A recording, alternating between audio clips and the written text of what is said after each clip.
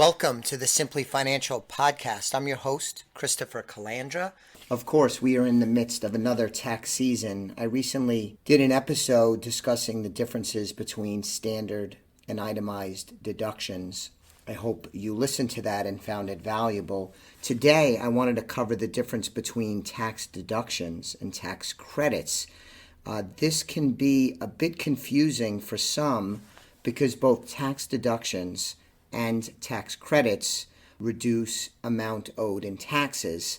I want to break it down so hopefully there'll be no confusion.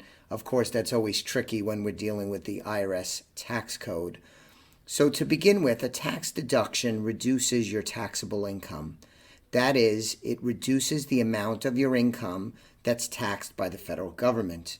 So if you lower your taxable income, you reduce your tax liability. One popular deduction is the Standard Deduction. Again, I talked about that on the recent episode.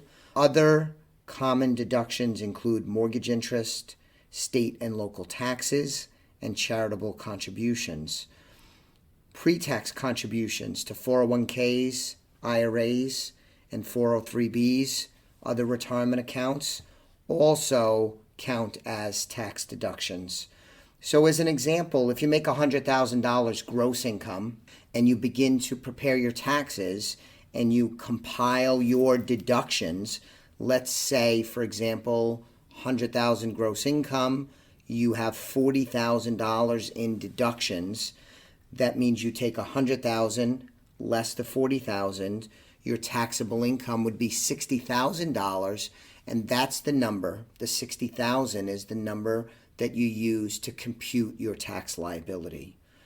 So moving on to tax credits, they are even better than tax deductions.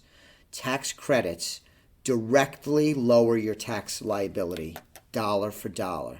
So as an example, if you owe $5,000 in federal taxes and you're eligible for a $2,000 tax credit, your tax bill goes down $5,000 less the $2,000, you arrive at a $3,000 tax liability. That is awesome. Some tax credits are refundable and others are non-refundable. Let's talk about the difference. Non-refundable tax credits can only reduce the amount of taxes you owe up to the amount of the tax credit. So if there's any unused portion of the credit, it doesn't get refunded to you. The best you could do in that scenario with non-refundable tax credits is zeroing out your tax liability. So some examples of that are saver's credit, foreign tax credit, and adoption tax credit. Again, you could see the complexity of the IRS tax code, which is thousands and thousands and thousands of pages. In contrast, a refundable tax credit means any unused tax credit will be refunded to you. If you owe $500 in taxes and you have a $2,000 refundable tax credit, you will not only bring your tax liability down to zero, you will actually receive the difference of $1,500.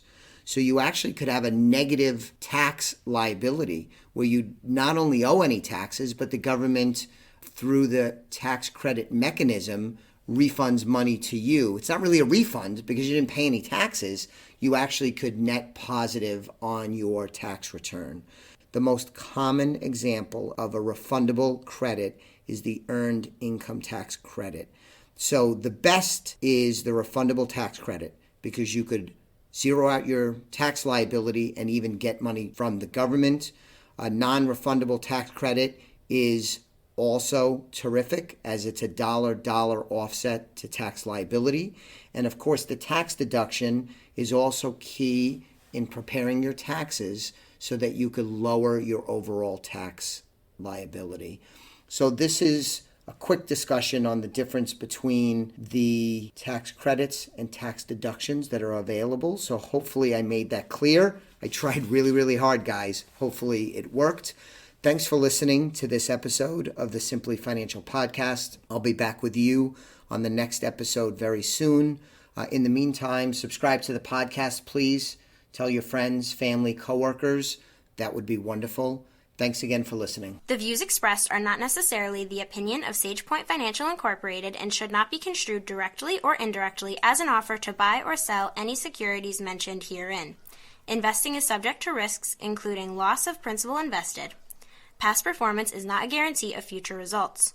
No strategy can assure a profit nor protect against loss. Please note that individual situations can vary. Therefore, the information should be relied upon when coordinated with individual professional advice. Please note, the information being provided is strictly as a courtesy. When you link to any of the websites provided here, you are leaving this website. We make no representation as to the completeness or accuracy of the information provided at these websites, nor is the company liable for any direct or indirect technical or system issues or any consequences arising out of your access to your use of third-party technologies, websites, information, and programs made available through this website. When you access one of these websites, you are leaving our website and assume total responsibility and risk for your use of the websites you are linking to.